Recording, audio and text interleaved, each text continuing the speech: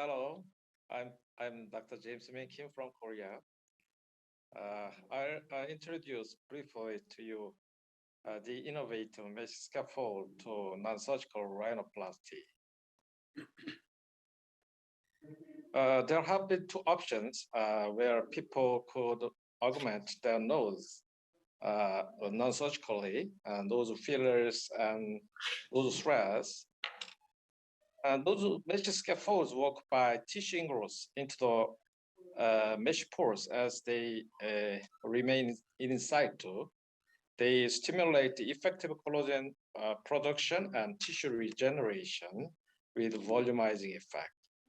This means that the result of the nose jobs with the mesh scaffold will continue to improve, making it more beneficial as time progresses. The insertion point of conventional nose thread may cause scarring, and threads may extrude.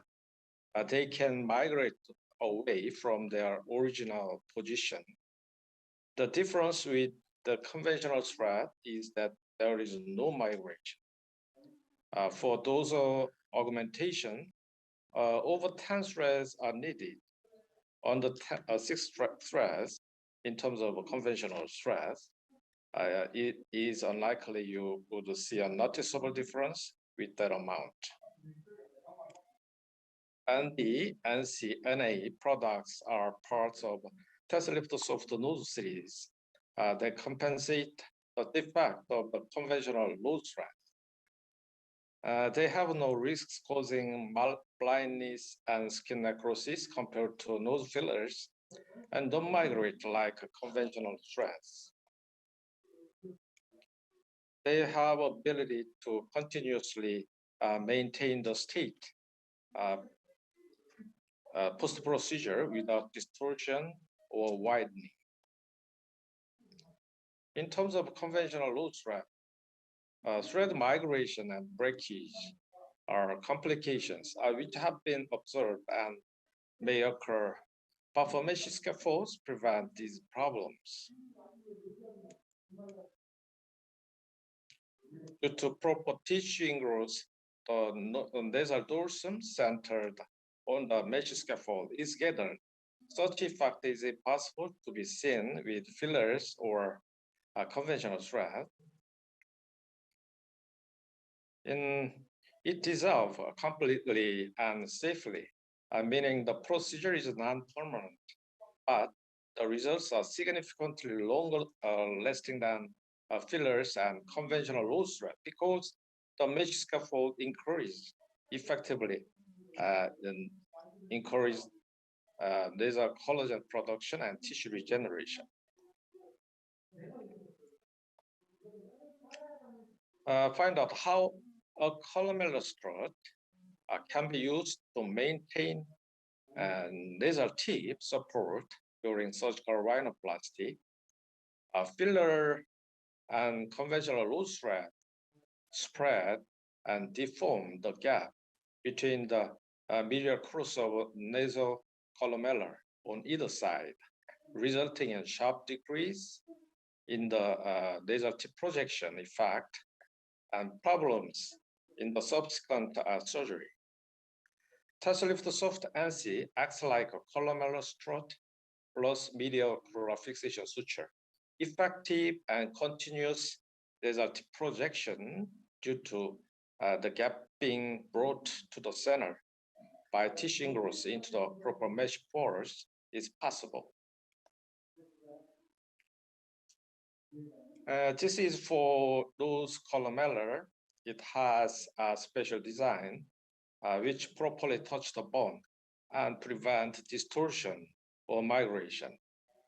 For Tesslift soft NC, effective and continuous tip projection is possible due to the gap between both sides medial crura being brought to the center by tissue growth.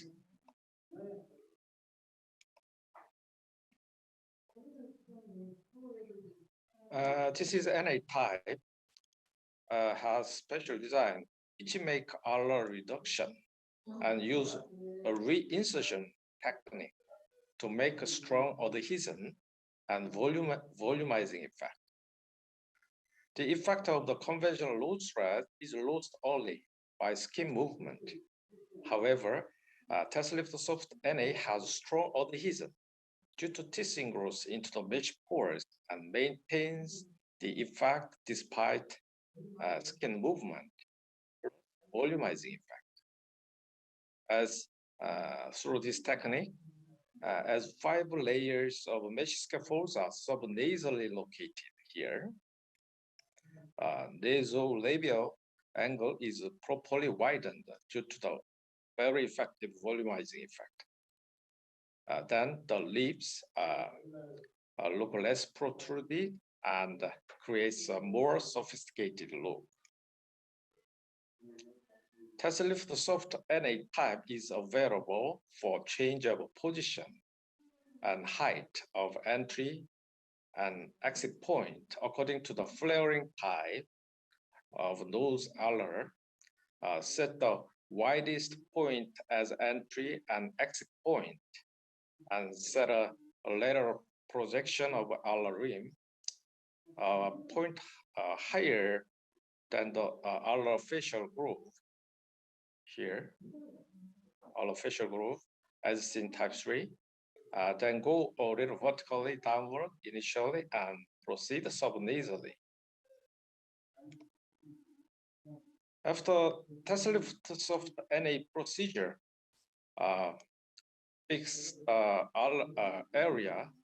area with a narrow band like this for 2 or 3 days after the procedure before strong adhesion due to tissue growth takes place. If you do this well, it'll last for more than 2 years after tissue growth, and subnasal volumizing effect can last for 2.5 years or more.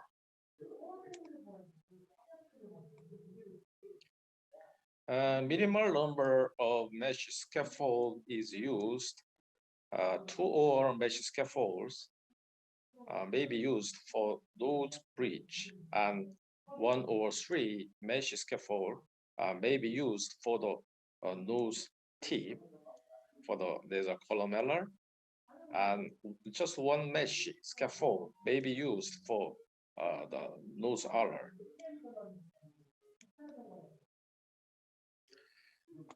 Initially, if you insert slightly vertically and then push towards the anterior nasal spine between both medial crossover nasal columellar, the state of strong stretched skin should be maintained until the cannula completely removed.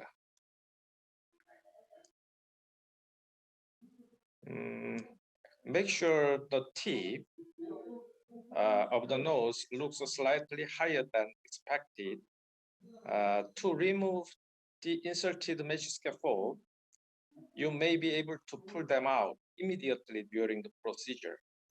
If there is a problem later, NC type can be easily removed by making a small incision in the mouth on the buccogingival ductus next to the superior labial frenulum.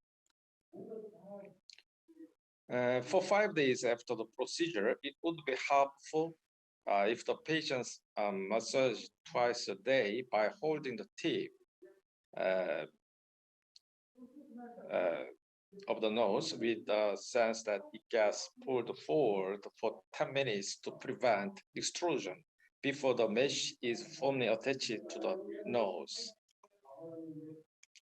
Mild hump was almost eliminated after the procedure, though nasal dorsum was raised and the nose tip was raised and a little cephally rotated.